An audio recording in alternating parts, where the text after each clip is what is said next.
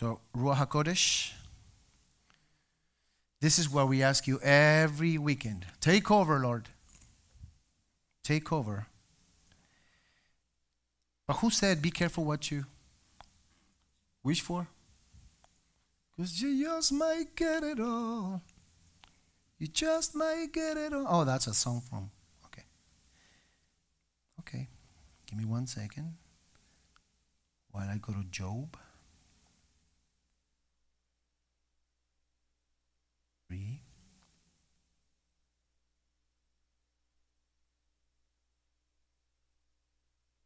But I don't remember the verse. Okay.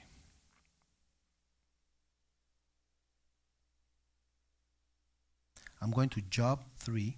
Job, I'm sorry, not Job. Job, this foreigner and his accent, man, I'm telling you.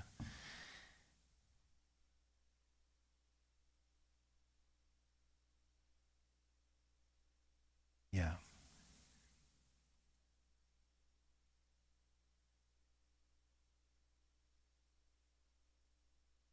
Okay.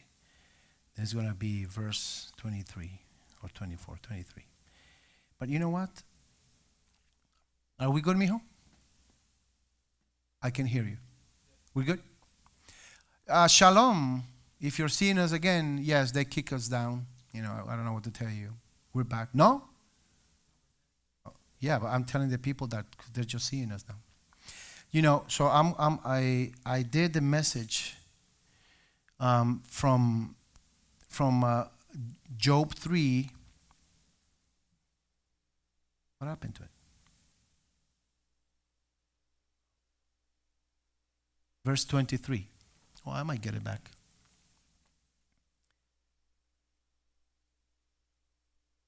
Can you put it up? Yeah. You know, I didn't need to do this actually because I have it there. Ay. And I revealed to you my glasses. I revealed to you that I have to wear glasses. That's fine. Actually, I can read it like this. My sign serves in place of my food, and my groans poured out in a torrent.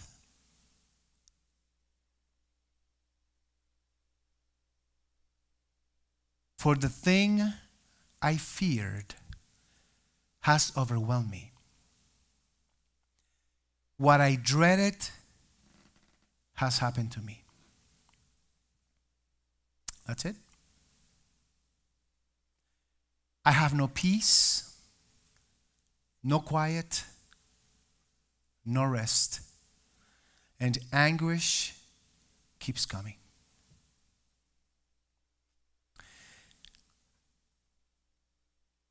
This portion of the scripture is exactly what I went through this week since last Saturday. And it's going to be an emotionally charged exhortation, so please bear with me. You know, I've been praying for Michael since I heard that he got sick. I was sure that he was going to make it. But what happened is that Adonai did something to me that he has done a few times to me. And it is that he will wake me up in the middle of the night, 1, 2, or 3, or 4 in the morning. He will just wake me up, you know, and pray for this or for this person. And I will not just pray for the person, I would cry out for them. Like cry out, Lord, please, like if their life depends on me praying. That's how intense I would pray for them. And then later on I will see the person and say, hey, is everything okay? You know, the Lord had me praying for you like this, really intense. And oh, if you only knew, I almost died. And oh my goodness. So I got used to this. So now every time that happens, I kind of assume that is what the Lord wants me to do. And that is what happened with Michael. Since he got sick, you know, I heard about it and I started praying for him like that. And I spent many, many nights praying for him like that. I'm exhausted. I might not look it, or maybe I do. This has been happening for over a month, almost every night. And then one day I sent him a text. I say, hey, brother, I just want you to know that we're praying for you, for your recovery. We love you, and we're waiting for you to come back and give your classes. He responded the text. Thank you, Rabbi. You're so nice. I am going to be released the 31st of this month. I don't remember if the text was in June or for August. I don't remember. But he said, I'm going to be released on the 31st of the month. And then from there, I'm going to go to a COVID rehab place, whatever. So it's going to take a while. So no Hebrew lessons for a while. Please tell the congregation, I love you guys. Thank you. And I said, okay, good. And then a day or so, or 3 or so later, I kept getting the text from his wife or somebody else. Michael just took a turn for the worse. He's really getting. And I will feel this anguish again. I'm actually going to keep the scripture.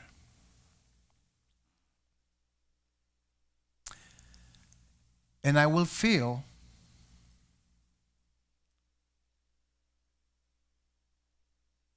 my groans pour out in a torrent. I have no peace, no quiet, no rest, and anguish keeps coming.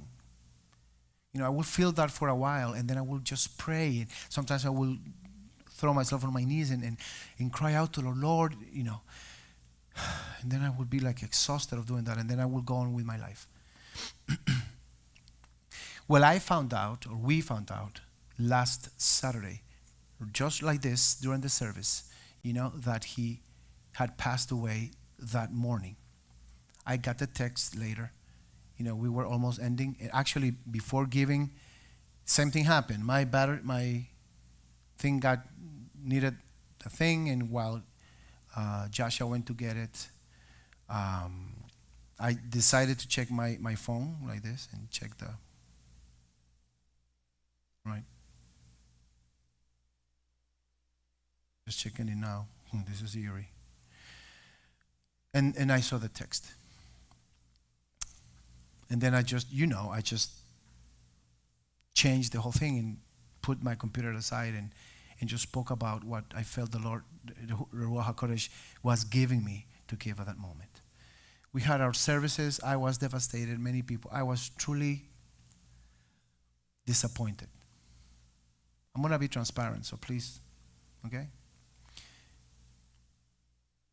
I was really disappointed. Lord, let your will be done, not our will. But I was really disappointed. I felt defeated. My prayer didn't work. My prayer did not go through. I did not get, And, after the service, right after everything ended, we cleaned, everything was over. We got in our car. We started driving, and then we got a phone call from Carlos, my son Junior, his girlfriend's mother. They were helping us taking care of him. So to give you some background, Carlos, he has his own business, is detailing outside, good business, and he's trying to bring it up. And he drives all over Tucson, Phoenix, and other places in Arizona, where he gets 100 and too much, and works there. So he's been, really getting sick and tired, and we keep telling him, take it easy, take care of your body, please take care of your body, drink the right things. You're exhausted. You need to give your body a break. Because if you don't, that's when you, et cetera, et cetera, et cetera, et cetera. Yeah, okay. But he would be so exhausted that he would working, and then he would go home, he would rest, he would eat for a day or so, he will feel better, and then he will go out again and beat the lights off his body, doing whatever. And so we knew this, and we actually asked some people some friend of ours. We have very good friends that we developed, just like you guys. You guys to us, you are our family. I have my family. I have my mom, my sisters, my brothers, and they're my family, and they're my family. But you guys are as my family, at least some of you. That's up to you, really. But to us, you are. And why? Not because you come here. No. Because when we need something, some people come and they're like, whatever you need, whatever I can do, and they do it. Same thing. We developed relationships like that in Tucson. So we called. And as soon as they found out what was happening, they run to Carlos' side just to make sure he was, because he's alone. He's 20-something, to see that if he was getting sick. So he was, hey, mijo, how are you? Well, I feel kind of, tired. And he's like, taking a beat up from the sun every day. He's like dark. And you could tell that he's like dehydrated, and please take care of yourself. And then, so we knew that he was sick. We knew that he was sick because when my son will call us, say, hey, Dad, hey, Mom, I feel sick. Can you please pray for me? Oh, boy. When he would do something like that, then we get worried. Wow, he's really sick, for him to call us and ask us for prayer. And that had happened over a week before last Saturday. He was already sick. Then he went to the lake with the water. He chilled, right, with the girlfriend and the brothers. And by the time they went back to her house, he was so sick. He felt so sick. His defenses were low, that he told them, I don't know if I can drive back all the way to my house, because they live far, far, far apart. They said, no, come on, we have enough rooms here and the whole thing. Stay here. And then they checked him. He started having fever and the whole thing. So they started treating him with oh, you have fever. Let me give you something for the fever. Let me give you a tea. Let me, whatever. The way most of us would do it. And that's when he called and he told us that he was sick and the whole thing. So we knew. A week goes by, and that's when his girlfriend's mom called us. We were driving out away from the synagogue, and when I saw her name, I started to panic. So I answered, hey, oh my God, what's going on? No, I don't want to scare you, but his oxygen level is extremely low, in the 70s or 80s, low 80s. This is not good. The fever goes up and down, and if we take the fever medicine away, it comes back. And so we are concerned, and we don't want to really take him to the hospital, because you know how it is. Yeah, but okay.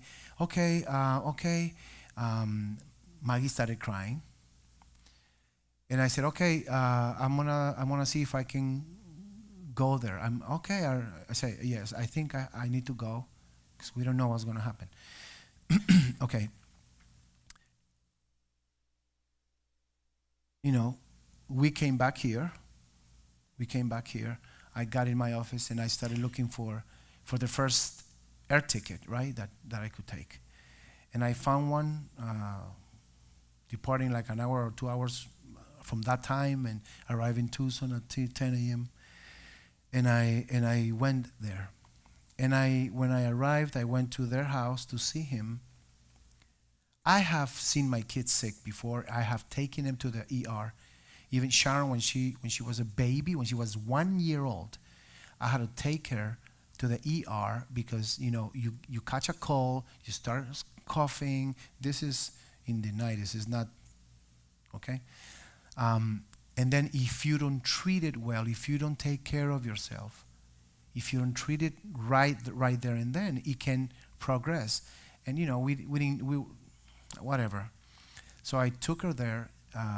Then the following year, during winter also, same thing happened. She starts getting sick. And now that I know what's going on with Carlos, she was having beginnings of pneumonia. 2-year-old, filled with IVs and needles, and every time she saw the nurse come, she would start shaking because somehow when they put the IV, every time they touched it, she was in pain. And I was like pulling my eyes, my hair trying not to explode, like become the green man and destroy the whole room, and jumping out of a building with my daughter. I don't know. I don't know how to explain it. That's when we decided we are out of New York. We're not spending another winter here. We're going to Florida. That was 2000. We did not look back. Jump on our cars, put whatever we could in our cars, 2 cars, and we drove without knowing what was happening. But so I've taken my kids, and Carlos too, for the same reason. So just so you know, he has a propensity, and she has and I have a propensity to get, if we get a cold, we need to take care of it, because if not, I mean, it just progresses and progresses all our lives. I have the same thing. I have to be taken to the ER back when I was 15 years old. And in my case, I mean, I couldn't breathe. I know the feeling when you, it's like drowning in a pool or something.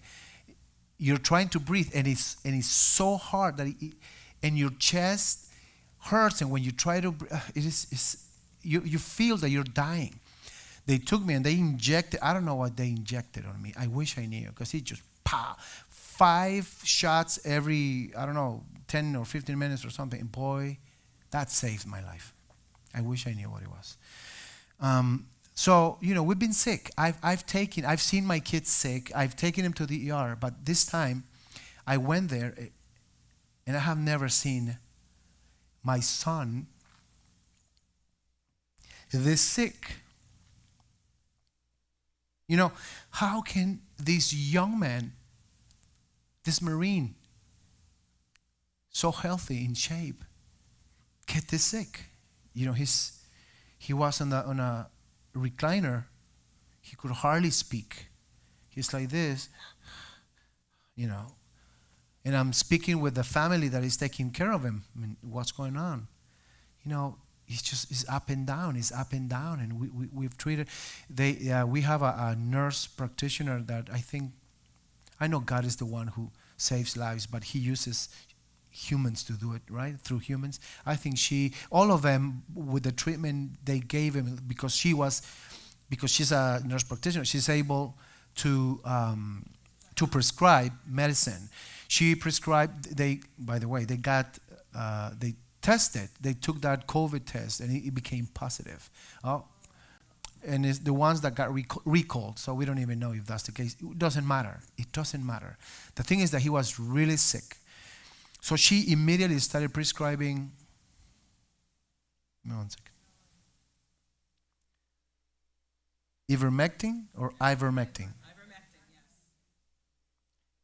Did you get my email? Yes. Check it out. They gave it to me for prevention, because I needed to come back and, face you.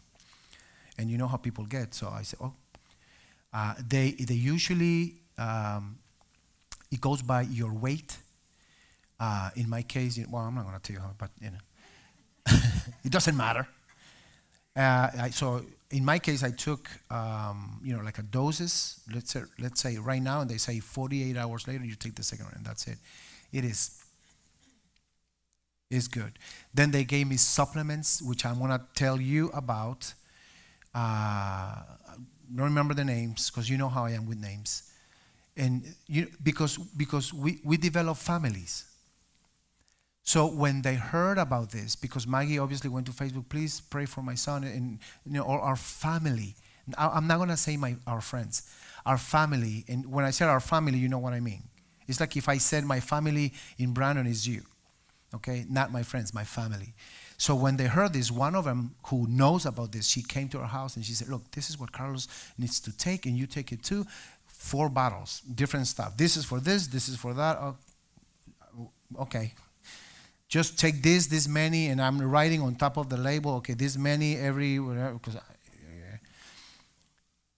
I took it. I was exhausted already. I was weary. I felt the weight of the world on me. Look, I'm not trying to throw a pity party here. This is not what I'm doing. I just want to paint a picture before you. So if you're feeling the same way, or if you have felt, or if you are going to feel like this, you know. Anyway, I just want to encourage you by telling you what happened. To make matters worse, Carlos decided to get 2 cats. I'm not allergic to cats, but I am allergic to the litter sand they use. How do I know this? Because when we lived in Tucson, before we came here, we had 3 cats, outside cats. I'm not going to put up with that. No. You go out, you do your thing, you catch prey, and I allowed you to come back in once in a while, and you can, if you want to sleep, and every time Sharon would come and try to clean the litter box, and if I was around, I would feel, achoo, achoo, achoo. So I said, I think the sand is, Dad, why are you dying? No, yeah, I think the sand has something. No, it just smells good. No, but it has something. Finally, they paid attention, and they went and switched it with something else, odorless or something. They brought it back, and it worked. But when I got home, Carlos has been out for a week or more. The home was, part of it, destroyed by the cats. The stench. I found that I've done so much research the past week until today that oh boy. I know so much about the pneumonias, the COVIDs, the cats, the SANS, the medicines, And the more we know, the more we also realize the manipulation, the false information is, it is really up to us to get to know things. There is absolutely no excuse for us to say, well, that's what they told me. No. One thing is for sure, I truly believe we are not going to be able to go before the Lord. Hey, I don't know you. Lord, you know that I always went to this church, and I always did what my pastor or my rabbi told me. Well, no. It is up to us to find out. And again, please hear me out. I'm not trying to be disrespectful. I promise you, before God, who is before whom I am, and we are, okay? He's here. I am not trying to. I have no bad intentions. No, I don't want to insult or offend anybody with anything. I'm just, I think that what is happening with many people is that many people do not want to find out because they don't want to be responsible for their own lives, because they are afraid of making the decision. Because what if it doesn't work? What if? If you are a believer, trust in the Lord and make the decision. But it is your decision. Your decision. Give me 1 second, please.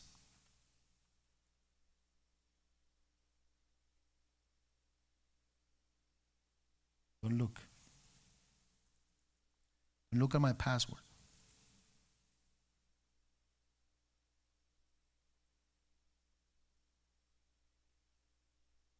We have to make the decisions. It's up to us. But I think some people are afraid of the information, or are afraid of getting involved and know more, because that is going to put them on the spot. That is going to place them in a situation where they will have to make a decision, which means that whatever consequence comes out of it, they will be responsible for it. But guess what? That's the way it is. Exactly. Free will. I know some people might not believe in free will. I have no idea how can anybody not understand this. When Yeshua comes to you and says, look, I am placing this before you, and I am placing this before you. Okay? If you follow this, these good consequences will happen. I promise you this is what I will do. But if you choose this and this and this is going to happen to you. I promise you. And then he goes, I suggest to you that you choose good. So that, everything is going to be. He's saying, you choose. I am presenting this before you. It is so powerful. The ability of choosing. It's powerful. Now, why did God do things like this? He has the power to just make us like robots and just say, no, like I would do as a parent. No, I want to eat, no. But I want, no. But no. This is what you're going to do because this is what is good for you. He could very well do that. Maybe he does it sometimes. Why did he give us who know nothing? We don't have the capability of seeing beyond our noses. We think we know and we don't know nothing. We don't have the capability of knowing if I'm going to make it to tonight. I cannot promise you, I'll see you tomorrow. We should say, God willing. We don't know. We don't know. So here I am looking at my son, and he's so sick. And then I realized that he was dying. He couldn't breathe. He couldn't breathe.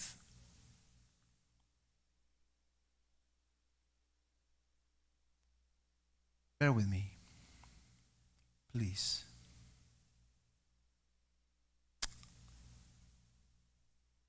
Okay. You read. Can you put the scripture again, mijo, please?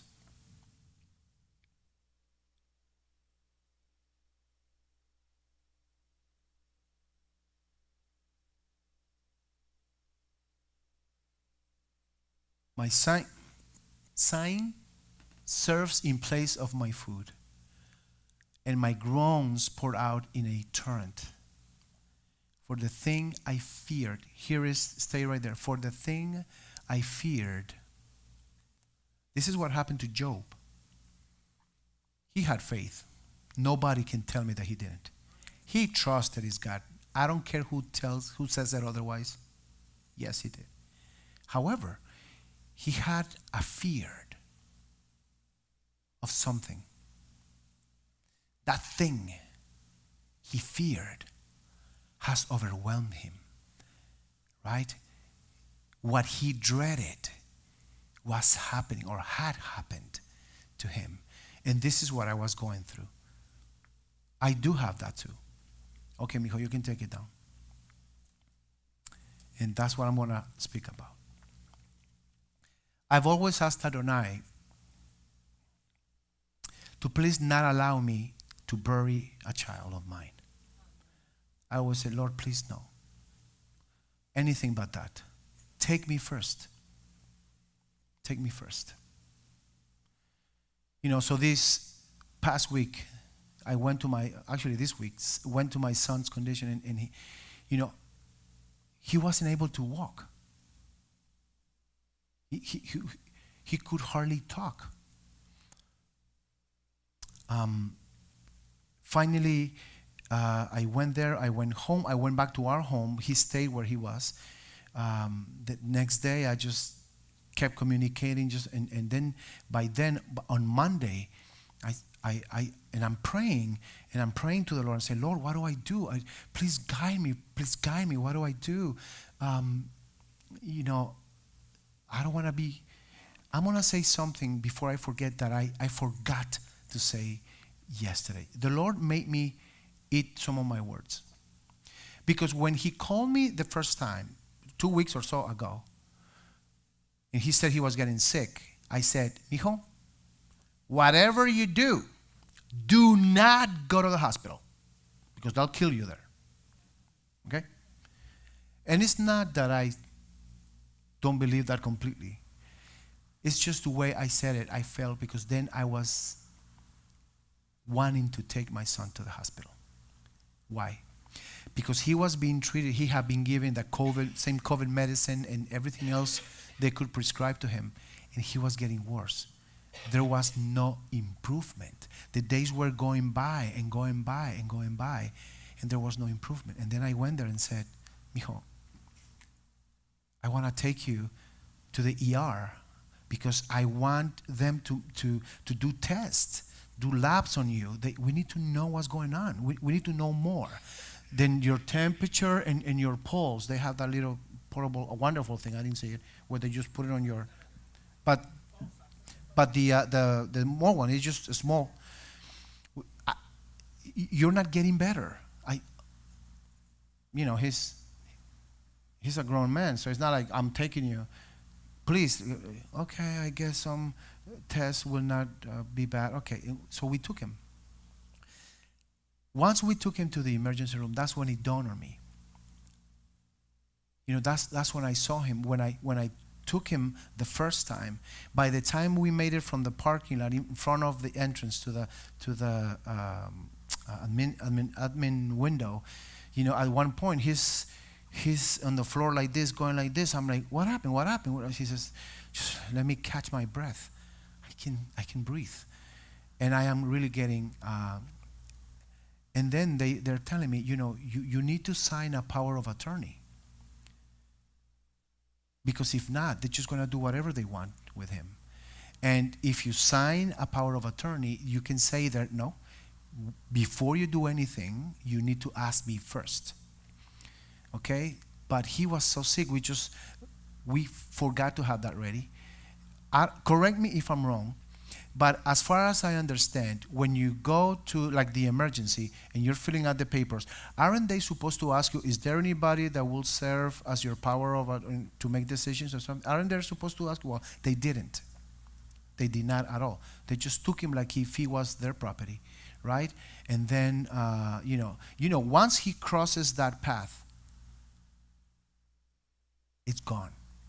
Because then you say, oh, remember, we'll see. No, you just told me before. Oh, yeah, well. And what are you going to do? Burst open the door and hopefully you make it before they call security and they throw you out? No, actually, they put you in jail. What are you going to do? Then we rushed to get the power of attorney thing. We printed the papers, and that's when you have to sign that thing, and they ask you a few questions, about donating organs and things like that. That's when you.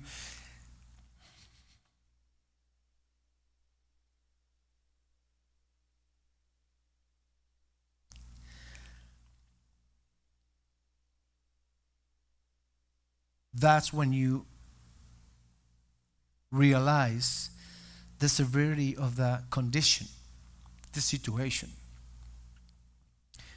So then we took the papers to the admin window again. Hey, we need him to sign this. No, we don't. What do you mean no? And we got in their faces. Say, no, you need to. Finally, I don't know, another nurse practitioner, a male, or I don't know if he was a doctor. I think he was finally, we got so mad to them that they sent him, and he, this guy saw our face. I think he saw our desperation. I think he could sense it because his face, his countenance, his expression was like he was sad for us. And then he said, well, he's a young man, so we hope he's going to get through with this. I don't want to hear he has chances to get through this because he's young. That to me somehow just didn't. Anyway, we got the papers, he signed them, and we got the papers. Then I kept calling. After that, please, guys, you need to get out of the waiting room because,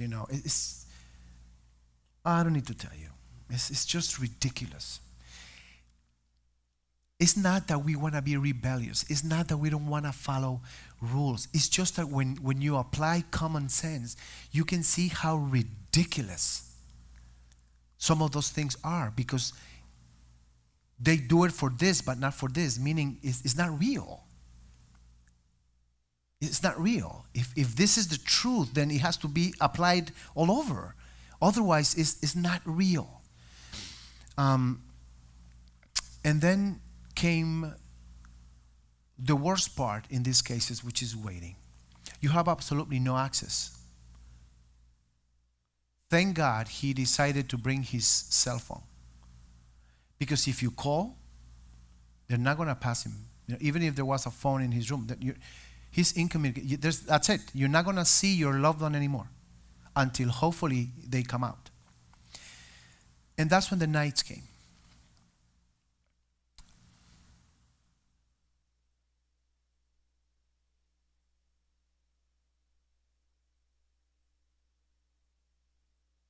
I'm trying to catch up to.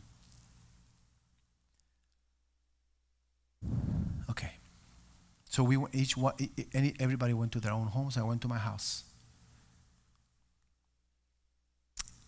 That night was horrible. I couldn't sleep, and even though I was exhausted, I was already exhausted from all the nights I spent praying for Michael. And now I'm facing this, and now because of the sand, I forgot to tell you, I started getting my allergy thing. I'm like, whoa, this is great. You know how they say, right? When it rains, it pours. Thank God that friend of ours, or family of ours, or friend, came back with those pills the next day for him and for me. She said, what this is going to do, this is going to go directly to your immune system, which is the only thing that works for us. You know, they're treating his whatever thing they see or they think he has, they will treat that. But his immune system needs to be built back, and these things. I said, you also take him, because she could hear my voice. You know, when you start getting those allergies and you get like that, and she said, try. I said, oh, I will try it right now. And boy, I took it, and right away. So I don't know the names, because since I didn't know I could bring him with me on the plane and they would take him away, I decided to ship him back to me.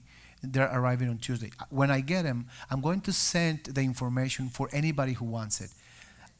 You have never heard me, never until today, promote any medicine. I don't take pills. I don't even take supplements. Because even to me, even that is somehow not natural. What's the word? You know, it's a pill made in a lab, you know. I forgot the word, I'm sorry. Kind of pharmaceutical somehow, right? That it has to be processed somewhere and made. So, but if I take something and it works, and I believe this works, then I give the word out for whomever, okay? So I will give you that information. And I also, on the email that I sent a link to that COVID medicine, which is ivermectin, which you have that, or the so which I believe, correct me if I'm wrong, that anybody that can prescribe it in order for you to go to the pharmacy and buy it. Let me tell you something. When they went to the pharmacy at the beginning, before they got mine, but when they went to get the one for Carlos before, the pharmacist got nasty with them. And unfortunately, when we took him to the hospital, they said, you should not be taking that. Not good. And there is a story about that later, but that, anyway. This is there's just so much happening.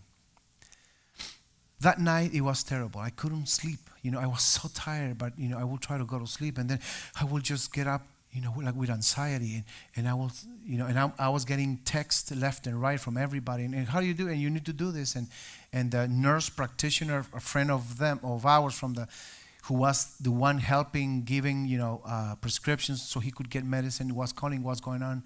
Everybody's calling, and I'm getting, every time my phone rang, I jumped from the bed because you don't know what the phone call. You don't know if it's from the hospital. I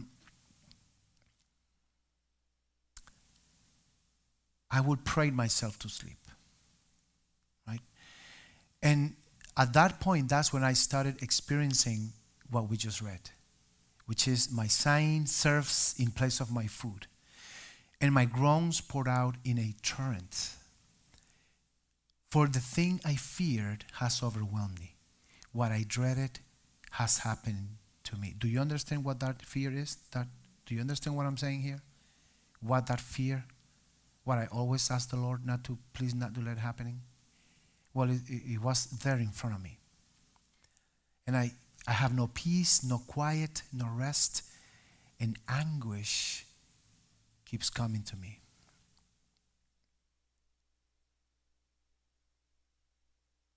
I was able to call the nurse, and same thing she said, he's young, so we hope he will make it through this.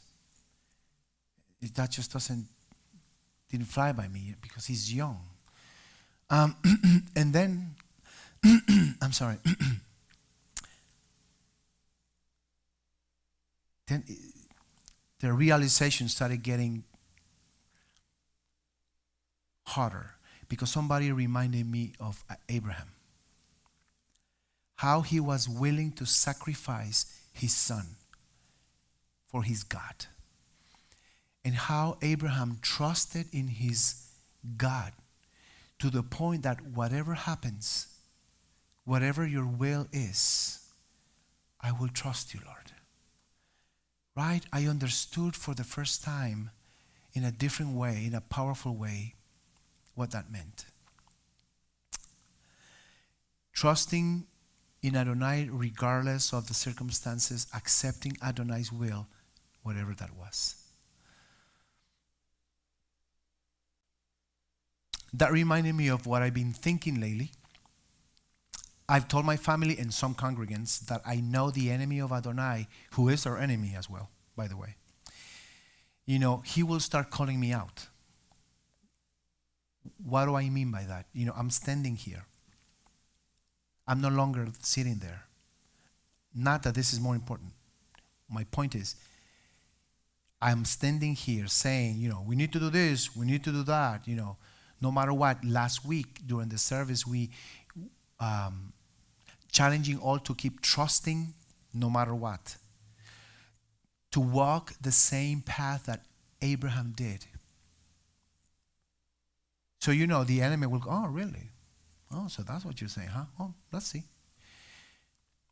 That was happening to me. The second night got worse for me.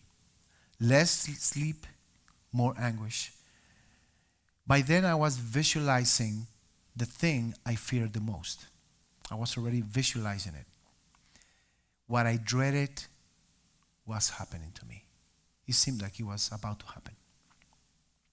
I had no peace, no quiet, no rest, and anguish kept coming.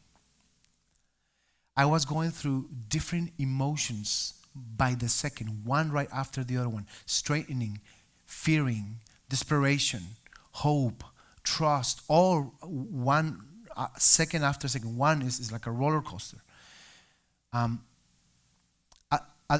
It was at that moment when Adonai spoke to me. I'm sharing this with you. At that moment, Adonai spoke to me because I was crying, telling him this. Abba, this was my prayer. Abba, take me instead of him. Take me instead of him. I want to exchange my life for his. After all, I already want to go. And he wants to stay. Then Adonai responded. And he said, so if you believe that going with me is the best thing that can happen to a believer, why then are you denying the same thing to your son?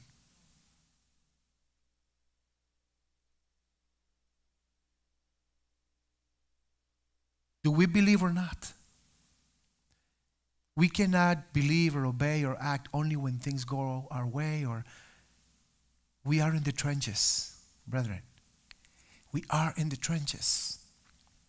And the trenches means, like I said already, bullets are flying over. We hear the noise of war and people around us that we spent time with them before in the lunch, in the chow time, during boot camp, right? In the same battalion. We're finally in the trenches and the bullets are running. We don't know we're going to make it alive.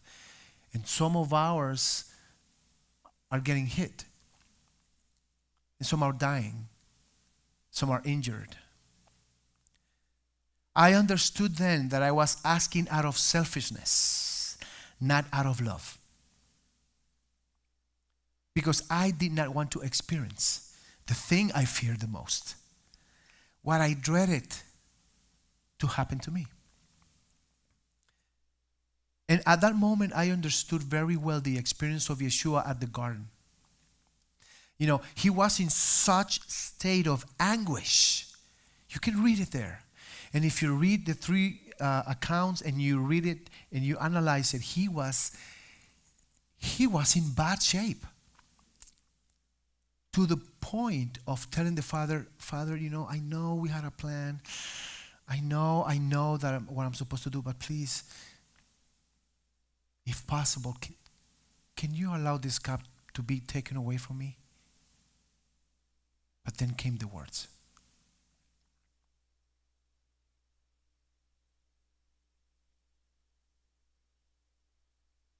But let not my will be done, but yours. I trust you. I don't know what the outcome will be. Carlos is not of the woods yet, so to speak. I'm trusting for him to be healed fully and restored. To see my grandchildren, and more importantly, to see him serve Adonai as he is saying he wants to do. You know, a couple of months ago, he called me and said, Dad, now I realize that all I want to do is I just want to serve him. I don't care about anything else. At one point he said, I want to serve him so much that even if I just have to go there to clean the bathrooms, I just want to be involved. And I'm thinking inside of me, oh my God, who's this guy? He's been trying to run from the ministry like the lady that used to help us there, my daughter, right? And now he's saying, all I want to do. And then he got hit. I pray this in the name of Yeshua HaMashiach, that he will be restored. And I pray for you as well. And me and all of us, that Adonai will have mercy on us, that he will sustain us, that he will lead us to his paths, and most importantly, that the Ruach HaKodesh will always lead us to all truth and strengthen us. So again, I say what I said last week. Are we willing to follow Adonai and love him no matter what? Even if we lose it all. I pray that we will, and that Adonai will glorify his name through us. Shalom. So, thank you so much for your support.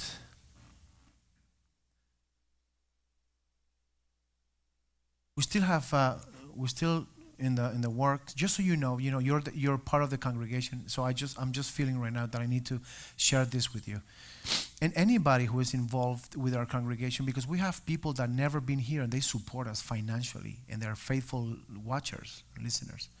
This is amazing. Maggie and I are still planning what's going to happen, because he's going to go through a long recovery. And even that part is getting complicated, because some people want to do some things, it's amazing how we are, man, I'm telling you. Um, so we're speaking with some members of our families because, it's in Tucson. It's not here. It's not like he's in the hospital here. He's in the other side of the country, and that makes it more difficult and harder. So, but we are here to continue with this work. We are here to do our part until the last breath, until the last moment. Adonai is in control. I know it might sound like a cliche, but Adonai is in control. He will do whatever he will do, and he called us here, and we will do whatever he wants us to do. Thank you for supporting us. Thank you. What you are supporting, you're not supporting me, by the way. I'm just a worker here. You're supporting the work of Adonai, what he wants to do. And in a nutshell, we need to go back to basics. We need to get the core, what the Ruach HaKodesh wanted us to get from the very beginning is in his word, is for all of us to take. We need to be like that group, those 120. That was the core group. After they have 7,000, 5,000, 10,000, 500, when he has sent everybody gone except 120. The one that kept the praying, that kept pushing until they got that amazing blessing. We might be that little core, and it's always like this. It is always a remnant. It is always always, always, always. In the history of the body of Messiah until today, is always the same.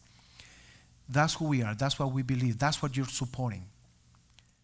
So that once the Lord is ready, whatever he wants to do here and whatever he wants to transform this into will happen. But we are the ones that are going to be ready to do whatever it is that God wants to do with this congregation. We are kind of in the boot camp right now, and it's happening live. It's happening to the leader in front of you. And I am being as transparent as I can. Some people actually feel uncomfortable with that. I just can't be any other way. Thank you for supporting us. Thank you. That's our website, ShoreshDavidBrandon.org. Shoresh David. But David, right? ShoreshDavidBrandon.org. In there, you can see, that's our website, but I also encourage you. I know that I repeat these things, you hear them every week, but we need to, because we have new people sometimes, new people online, so I have to repeat them. If I encourage you to download our app, which is the best thing, because in there you'll be there you go. You're completely connected right there, and then what you do is you go to if you have a smartphone, you download apps. So what you do, you go where you download your apps, and this is what you type: Shoresh David Brandon, right? You click search, and that's what you're going to find. Shoresh App Store, that blue, the Star of David with the blue, and that's it. And that's what you download. You save it, you download it. It's going to prompt you to create your own account. You don't have to, but I encourage you to do it, because if you do, then you can manage it however you want to. You can see all the exhortations. The giving is where you click, and you can give. And if you want to see the past exhortations like those, and you can watch them, or you can only hear it. If you just want audio or things like that. But giving, if you create your own account, you can even get whatever you gave through the whole year, the whole report for tax purposes. We send that anyway. But whatever you want to do, whatever you want to see, whatever is there. One time, weekly, monthly, you can do it just to be taken out automatically. Is anything you want to do is there. This is the best way to do it. I encourage you to do it, because we're living in times where we don't know what's going to happen tomorrow. We don't know where they're going to shut us down, if they're going to shut down that part. And I keep saying here, if Facebook is gone, if YouTube is gone, then go to our website, and that's our website. We will always be communicating and transmitting from there, whatever the Lord wants to do. This is what you're supporting. Thank you very much. You can bring your tithes and offerings. Oh, yes. If anybody has cash and you want that to count, then you can get that envelope, put your information, please, so your cash can be counted. Or otherwise, if you just put cash, it's just going to go as, cash that just somebody put there. Um, yeah.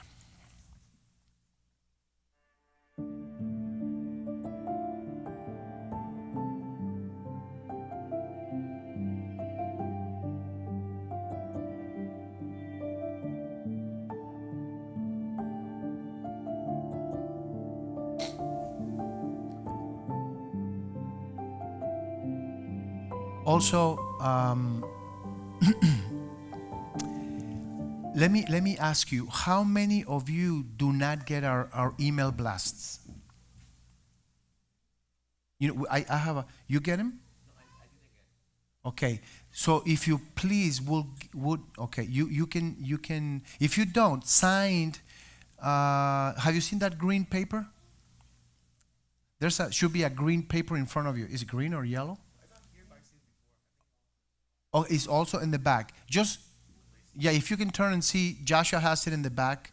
Is that green? All we need is your information. All we need is your name and your email.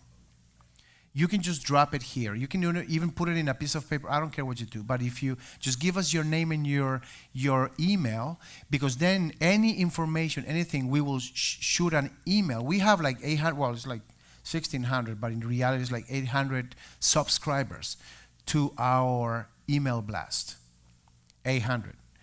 And we always send, information, anything, but all of you, the core group should be the most important group that we want to connect with the email, right? For if anything happens, so I don't have to be calling everybody. We just send the email. Please always open it, see what the subject is about. If you think it's boring, delete it. But I might be sending you information like what. So I sent an email because.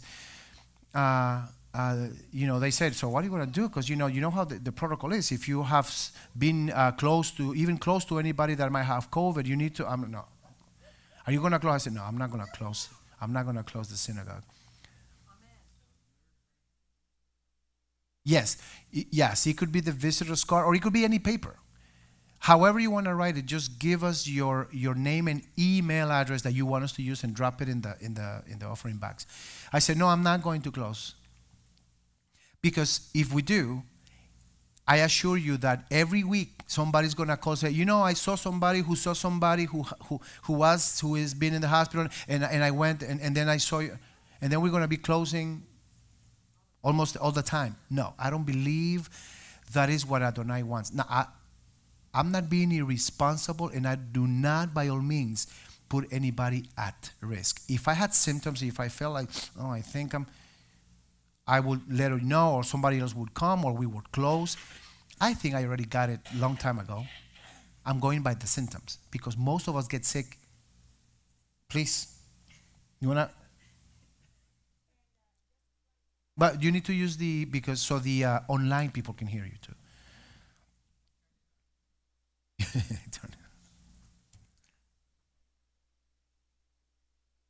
Just as a clarification, as per CDC recommendations, whoever has been in contact with somebody that is COVID positive, as long as that person is healthy and is not presenting any symptoms, there is no reason to stay in quarantine. So people that has to be working in the hospitals right now, they might be in contact with people, etc., and there is no reason for those people to be staying home in quarantine unless they are presenting symptoms. Again, symptoms like not like any symptoms, so like symptoms that can be related with COVID, such as headaches, fever, problems to breathe.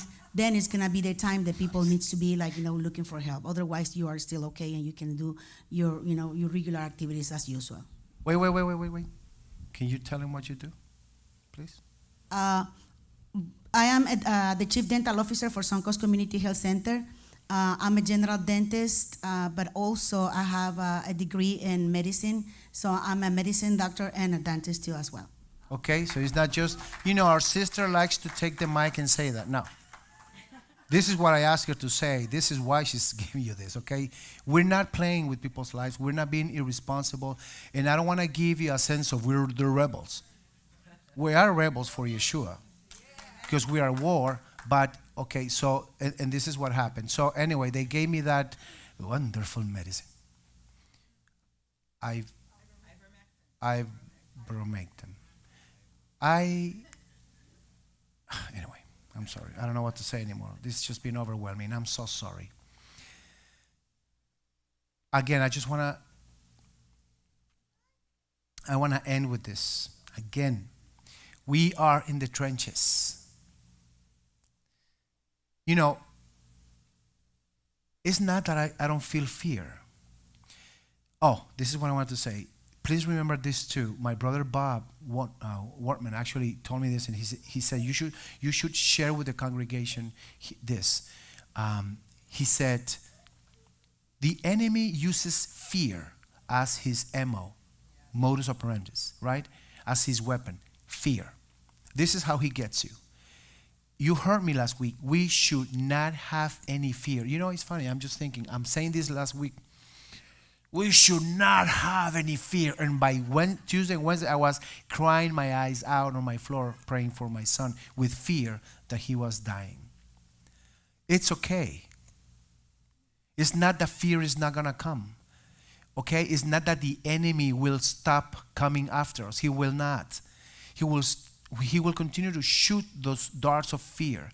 But we need to put it aside, rebuke it, however you work with it. And even if you have the fear, if the Lord said, my servant, I want you to, I don't want to get any feedback. I want you to walk from here to here, right? And doing that brings a lot of fear in me. I'm like, right? Even if I feel the fear, I take the steps. That is what we do. Even if I feel, I might say no in the name of Yeshua and then it goes away. But even if it doesn't, we continue doing. That's what Peter did. Right? He took the steps and started. Remember this.